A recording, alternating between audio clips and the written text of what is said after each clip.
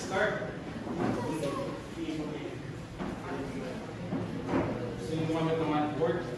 Yes, sir.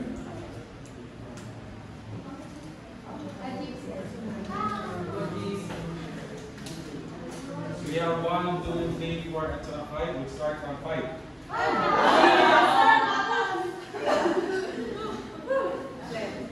Assalamualaikum and good morning, everyone. I am Amina Muslima Ungalalo, and I am the first reporter of this group. So, inventory models for purchasing. This is our topic for this chapter. So, Tapos na yan.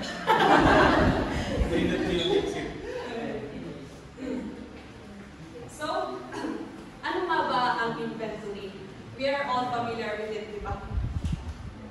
Kasi, natakal na natin to sa previous subjects like cost, IA, and CPAS, di ba?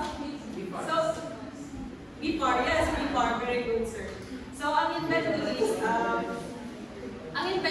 there are many different kinds of inventories. In the case of merchandising inventories na yung mga goods na ready to sell nila, di ba? In the case naman of mga manufacturing na, we have the finished goods inventory, the work in process inventory, and also the raw materials inventory. So, we keep inventories for the purpose of using them in the near future or immediately. So, using inventories na, keeping inventories na, if not managed properly or if hindi proper yung pag-keep natin sa inventories, it may cost us unnecessarily expensive. It may cost unnecessarily expensive. So, yun nga, doon na darating mga problema ng mga material managers. Parang their problem is to find out at what level nila keep yung inventory to cost them the least expensive at saka to find out para hindi ma-disturb yung process of producing nila, yung production process nila. So, yun, why do we keep inventory? Yun na-discuss ko.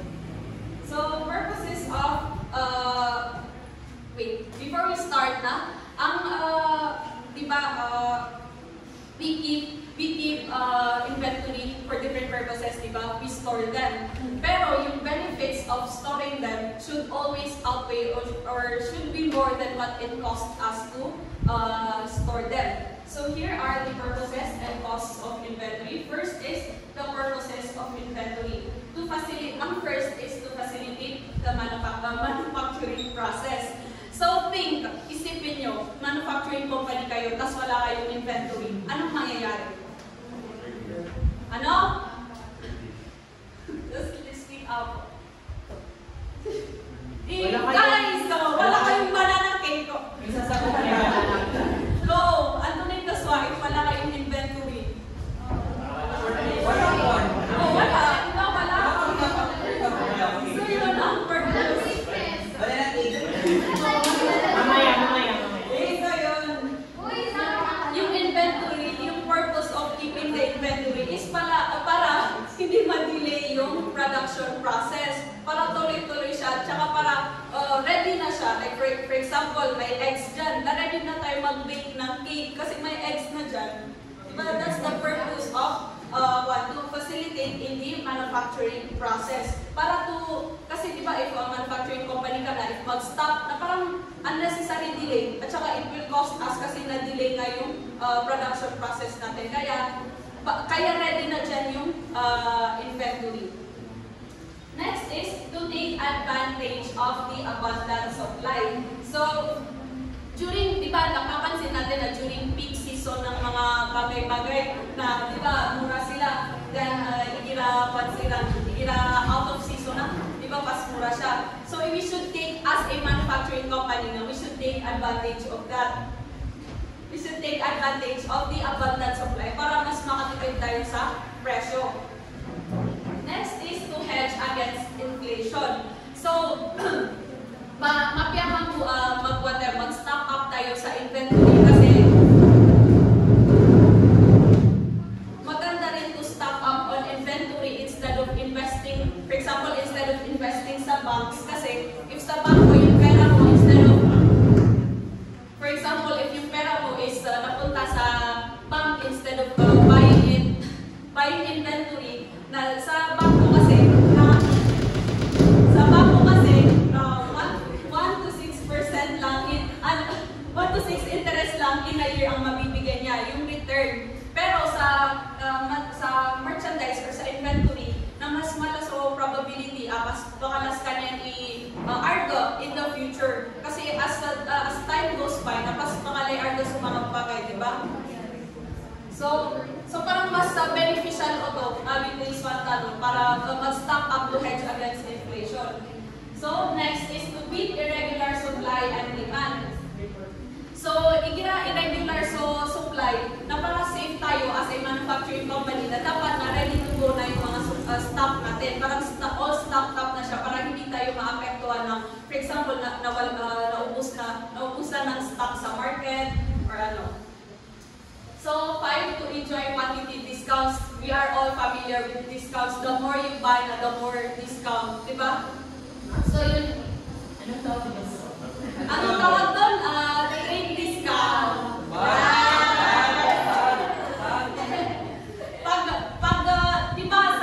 Diba as a manufacturing company or as a company na, diba always tayo nag-take advantage ng discount? Diba nasa IA yan? Whether taken or not, kunin talaga yung discount na i-take into account talaga yung discount. So, yan. So, enjoy quantity discounts na as a manufacturing company na, di ba, stock so ka pa masatano, di ba, para maubutag isa-isa inventory. So, we enjoy for quantity discounts kasi bulk buying tayo. So, yeah, take advantage of the quantity discounts. Next is to avoid stock outs and shortage. So, very, very obvious na we should not, as a company na, we should not run out of stocks. Kaya we should always stock up on inventory para hindi na maapektuhan ng kumbaga shortage, para hindi na ma-disturb yung production process natin. And the cost of keeping inventory will be discussed by the next reporter. Palakpakan mo.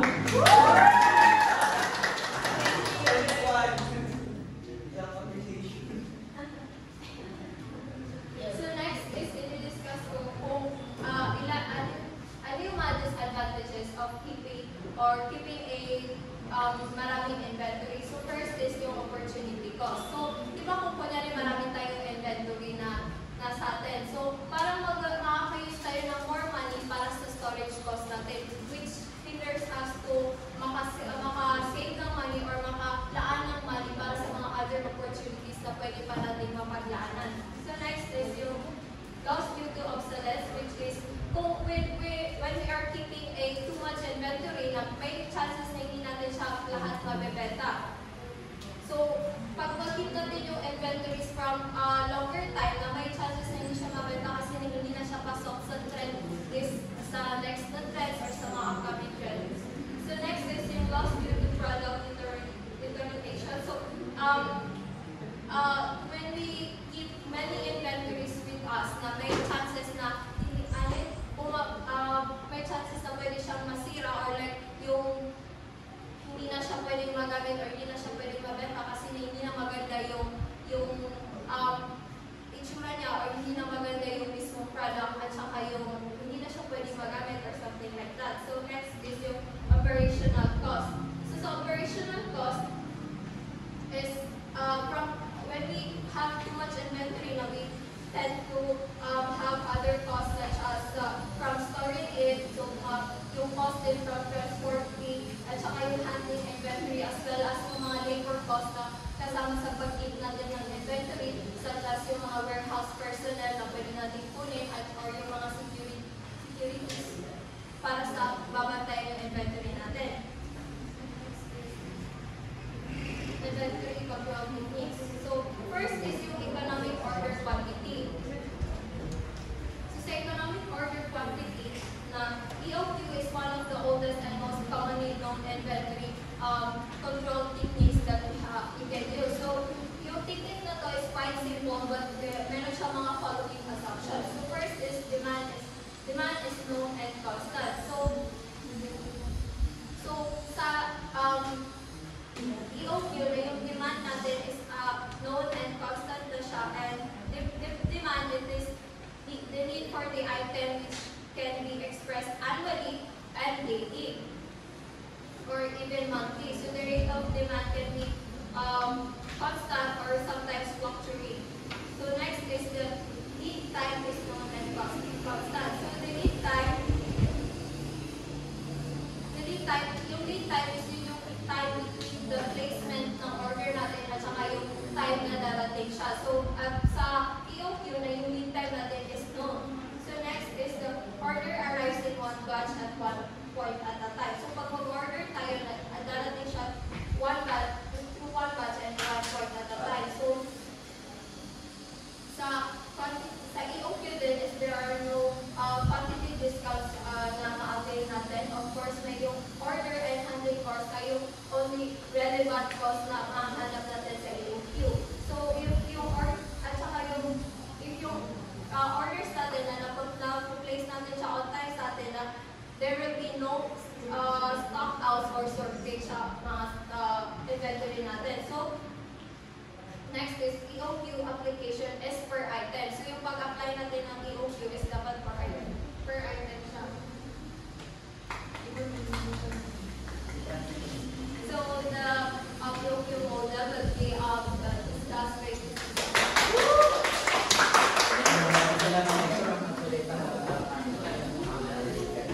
by today I'm going to continue the economic order quantity or what we call as EOQ. So ito yung nakikita niyo sa screen ay yan yung formula niya. So it's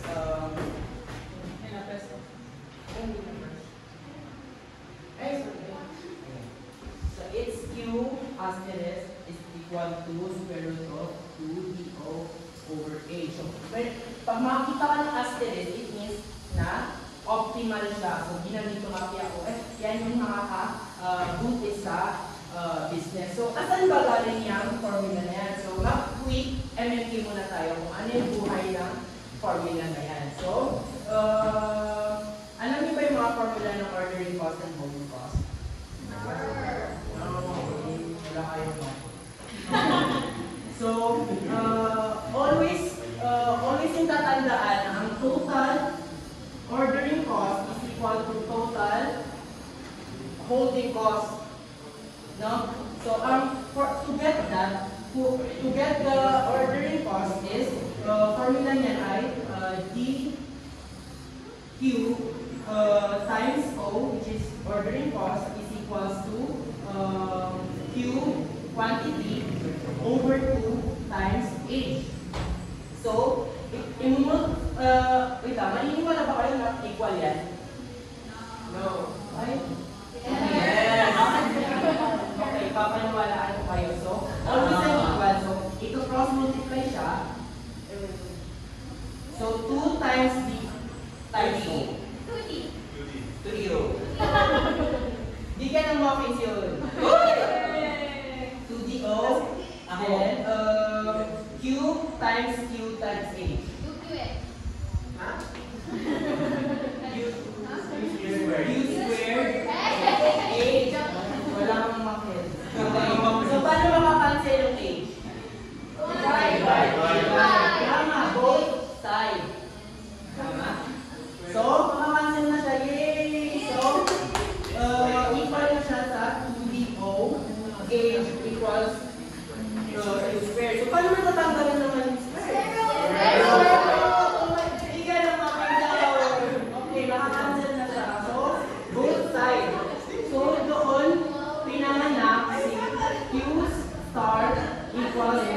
Equals to square root of 2DO divided by H.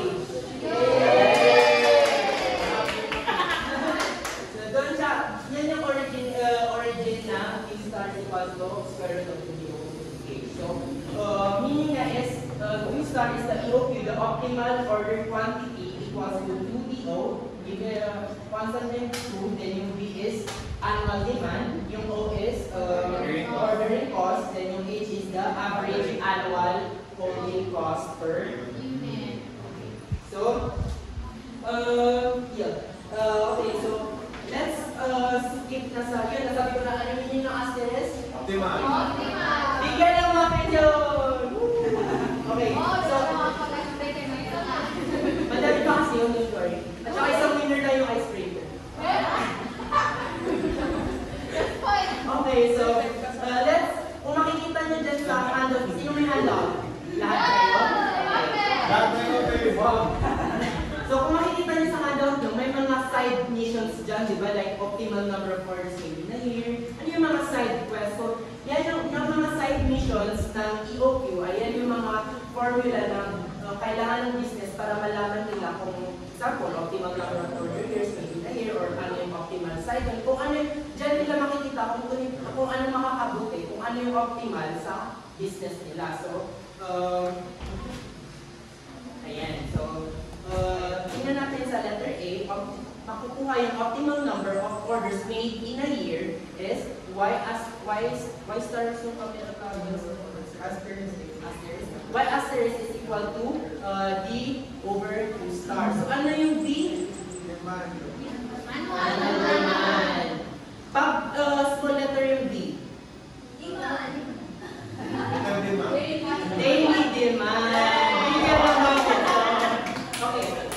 Y star asterisk equal to annual demand over no, Q star. Oh, ano yung Q star? Exactly. Okay, dyan nakukuha. Mamaya, magbibigyan lang ako ng example. So, letter B is the optimal cycle. When we say cycle is, teka lang. Cycle is the EOQ model. It is the,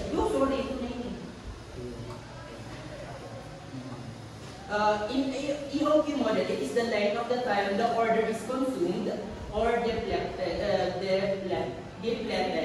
It is also defined as the number of days in between orders. So, a cycle is yung time difference between yung pag-keep ng inventory hanggang sa nawala na siya sa inventory. So, sa kaya pangasayro ng consumer. So, that's the cycle. So, makukuha yung optimal cycle in two ways. Yung first is yung C asterisk, yun yung optimal cycle. Equal to EOQ divided by, ano yung small d? Demand.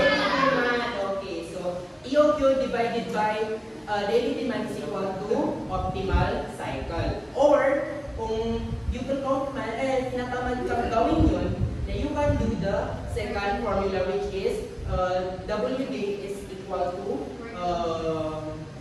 ano yung Y star? Optimal number of orders made in a year. So, ano yung WD? WD is the working day. So, if it is not given, let's assume na 365. Tama! Nakakain ka na. Others. Okay, so gets nyo na yung cycle, optimal cycle.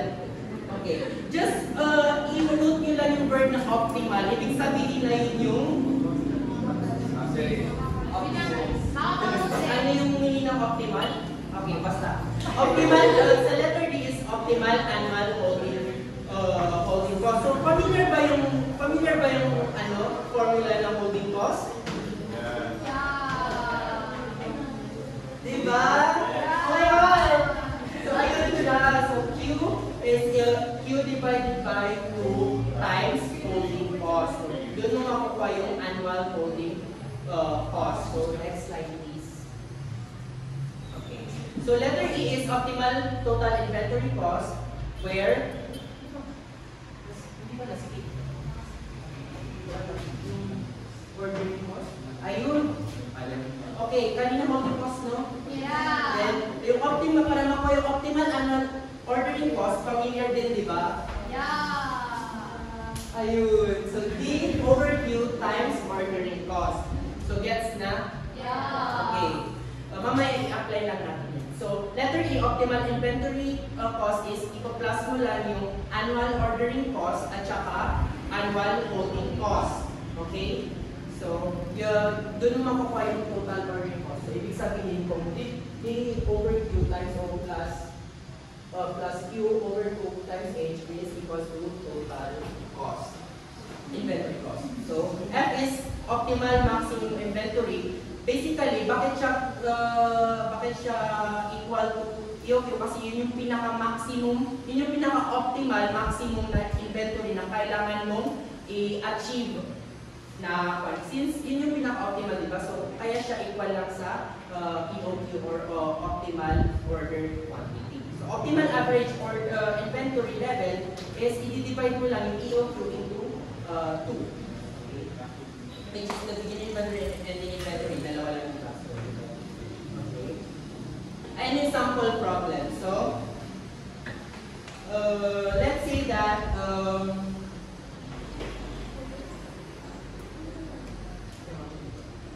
okay, so a firm daw is like or heard about the EOQ model and would like to determine the optimal order quantity. So gusto niya hanapin yung EOQ ng business. So that will reduce its annual inventory cost. So ano pala bakit pala ginagawa yung EOQ? So in ordering inventory, kailangan hindi siya too much at saka hindi siya too little. Kasi if too much, that means magkakaroon ng unnecessary expense dun sa storage cost. Pero kung too little, magkakaroon ng too much expense sa ordering cost. Yun. Okay. So, kailangan balance siya. So, kaya ginagawa ang EOQ para mabalance at minimize cost sa pag-store or pag-order ng inventory. So, let's say na-given yung demand, which is 1,000, yung ordering cost, 10 pesos per order, then holding cost, 0.5 per unit per year.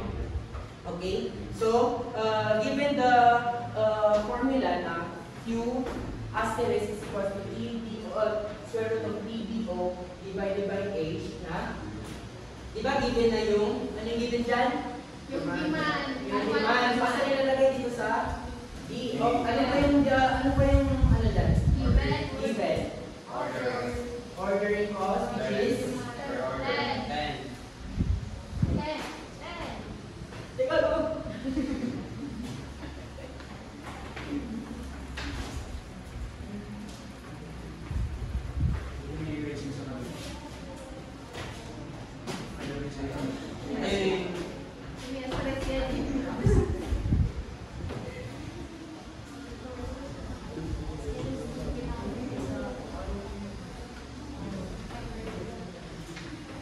So, ano ulit yung given? 2. Ano yung demand? 1,000. Ano yung O? 10. Divided by, ano yung holding cost? 0.5. Okay, so, calculate. 200. Exactly. So, ano itong 200 units?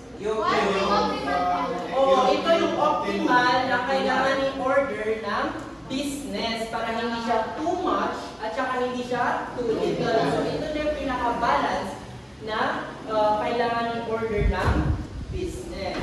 So, let's go to the mga side missions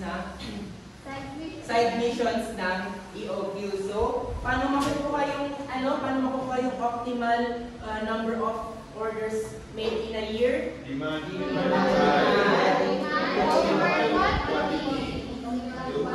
Optimal. So, given yung D, di ba? 1,000 divided by 100. Exactly. So, in a year, 5 orders are made in a year.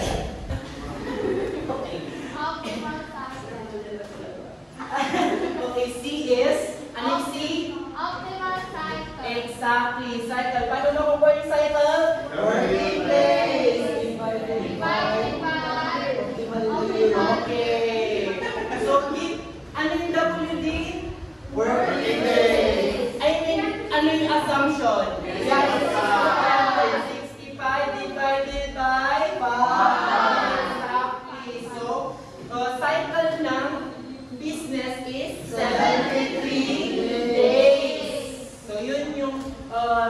difference between pag-store mo ng inventory at saka sa kaya ng paglabas niya.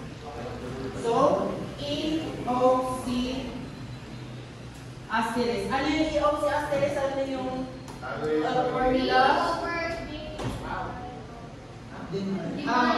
Diba total ordering cost? Ibig sabihin, D over Q, what? Divided by Q times O. So, ano yung B? 1,000. Yung Q star, 200 times. Ano yung order? 10. Exactly. Equal to 50. So, di ba sabi ko, dapat equal yung ordering cost at saka yung ordering cost at saka yung holding cost. So, dapat 50 rin yan.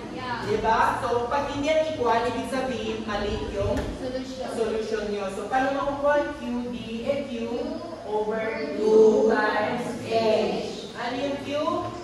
200. 2 times 0.5 is equal to 50. Okay, very good. PIC bago yun. PIC? Yes, ito lang dalawa. 50 plus 50 is equal to 100. Yan yung total cost, inventory cost. Okay, max is yung 200 units na since ito na yung pinaka-maximum na kailangan natin i-order. Okay? Tapos, average naman is Q divided by 2 is equals to 100. Ito yung average ng maximum average ng inventory level. Okay. So, yun na. Always yung tatandaan na always equal tong dalawa. Itong holding cost at saka ordering cost. Kasi kung hindi, otherwise, mali. Exactly. Okay. So, punta naman tayo sa pre-order point. Word work muna. Yung mas na yung problem 1. One box of muffins?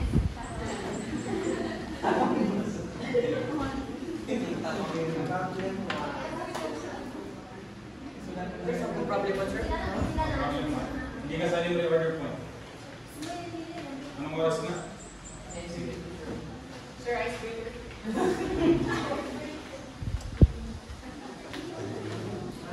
After number work, icebreaker, then please. Ako din yung tapos na Putol yung reorder point. Putol yung reorder point.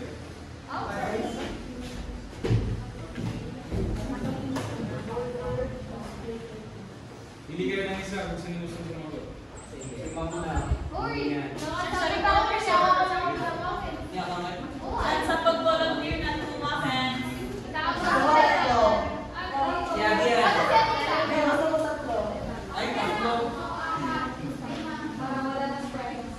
So, may ako sa mga friends lagi. Hindi pag-volunteer. Sayang.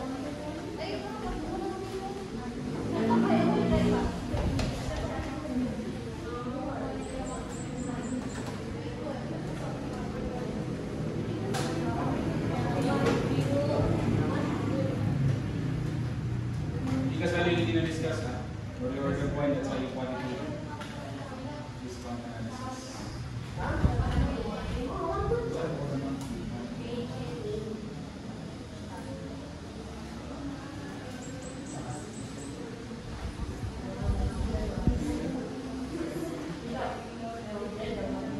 Sir, yung quiz sa chapter 2 na tulad yung last na one. Parang compare na. Sinong volunteer 6 na Ay, sorry.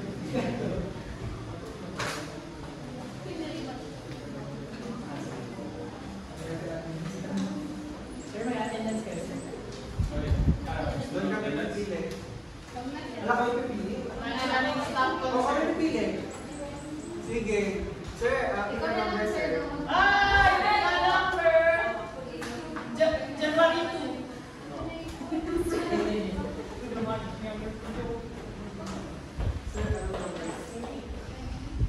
Sige, ang type ng odd number? Saan? Una. 5, 1, 2, 3, 4, 5. Bago ba? Ikaw mag-answer ng A. Yo! 25. Uy, computer. No! Si Barong. Si Barong. Doon ka mag-solve. If hindi mo yan ma-solve na ano. Number 10.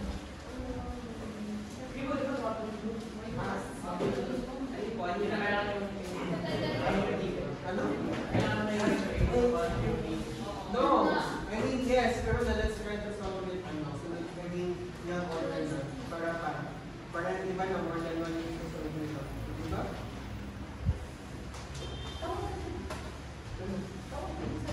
Wait lang. Kung sumagot kasi mamahirapan kayo sa quiz. I do. Sir, accepted kami? Sa niya?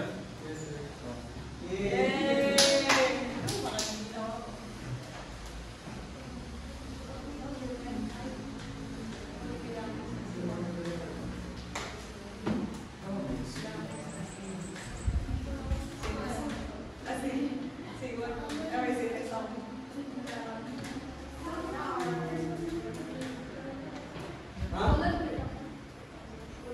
Volunteer daw si Lion.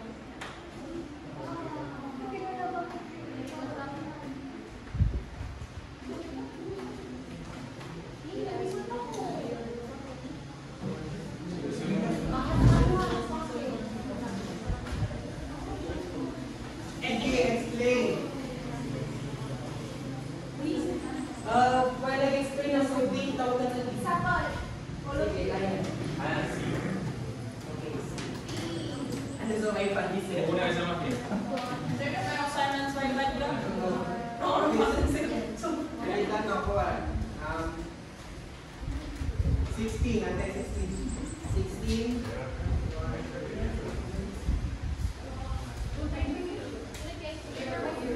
Ay,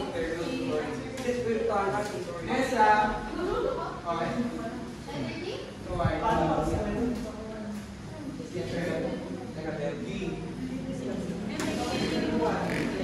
Ryan, busy? Where are you? You explain. Alam mo yung sagot eh? Alam mo yung sagot sa explain. Tawag ka pa na. Figure 7. Si Sammy. Punta na ito. Nika. Ano ba na?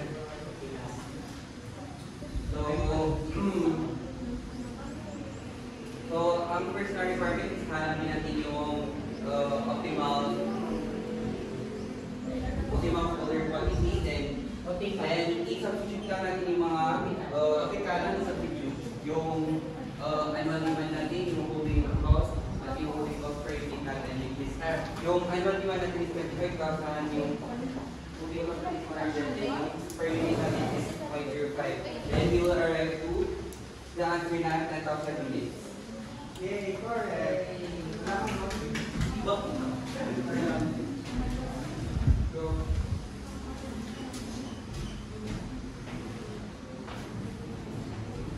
Explain. Ito si Lion.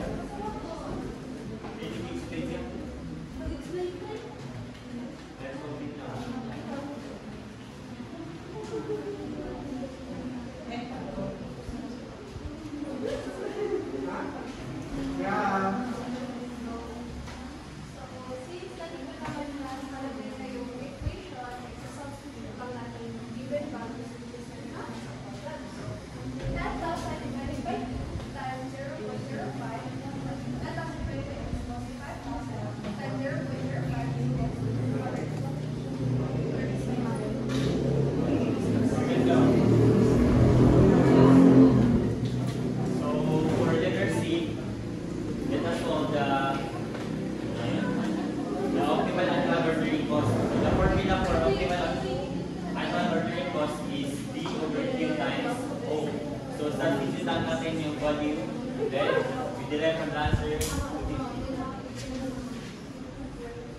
claim your right. Yan ang okay. Pero mo,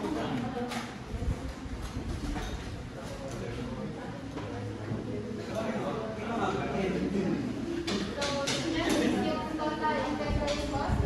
Formula na yung borrowing cost plus annual ordering cost. There are some 8 reasons na natin yung mga nakuha nila na value dahil pagkasan din. Kapit.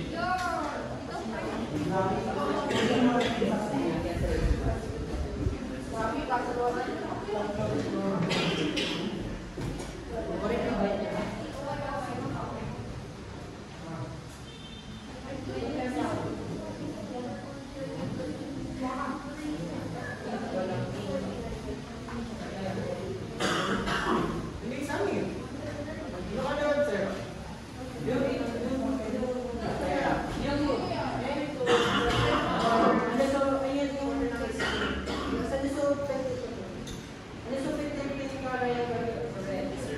Walang red.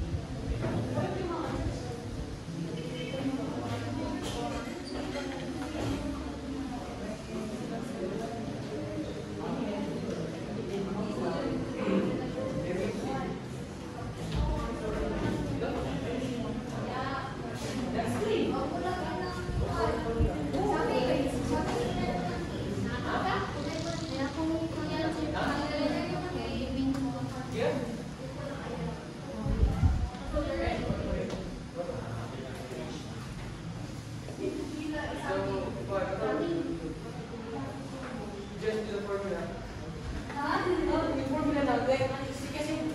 No, Ryan is bakit? So, di ba, may marami yung cycle time. Okay, yung cycle time na, parang natin na yung gamitin yung formula which is, yung annual demand divided by the EOQ. So, yung demand is iron given at the EOQ is na so, letter A. This is, plug in the values na paano po yung price. If you want to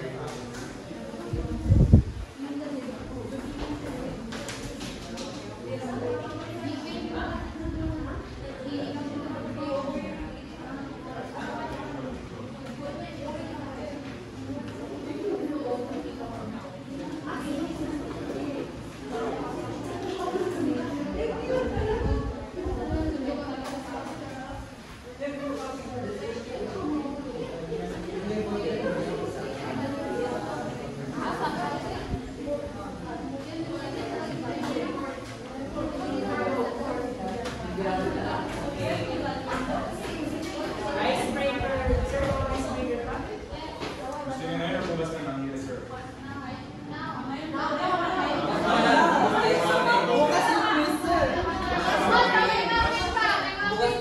Kami ni reporters.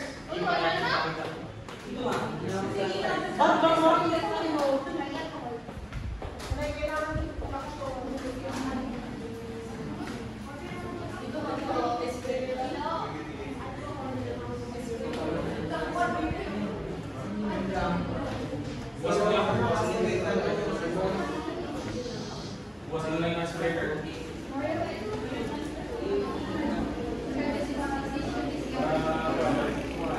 Bawas na lang magsagot ng quiz.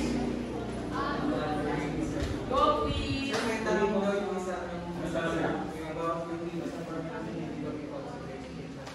Zero equals na? Yung itong formula na to sa proper mo, hindi daw kasi yan ako. Sa Given ba yung working days? Yung daily demand sir, yung given. Given yung daily demand. Yes.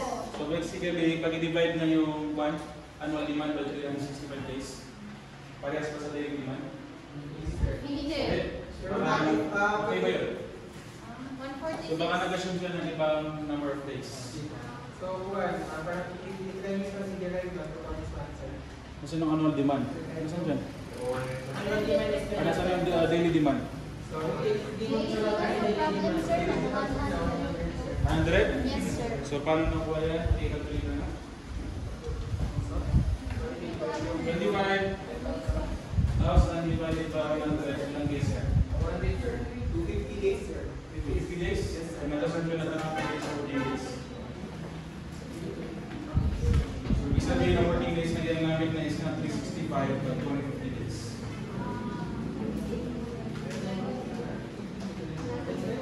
So, pag sinawag mo siya, ano ba na cycle? Anong cycle? Diba, guys, diba, so, see,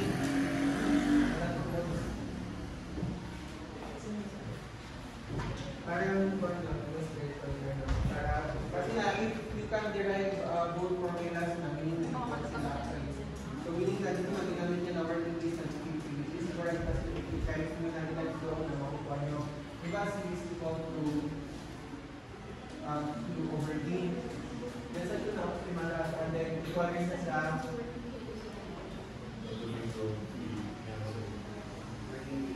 working days over 5. Tapos, wala, di pa kasi tayo yung sumagot. Pero na yung ano kasi, D is equal to D over working days. Yan yung sa RO theta. So, yung substitute natin yung Q over D over WD na ang makukuha natin is Q times, which is equal to reciprocate ng WD over D, which is Q WD over D na siya.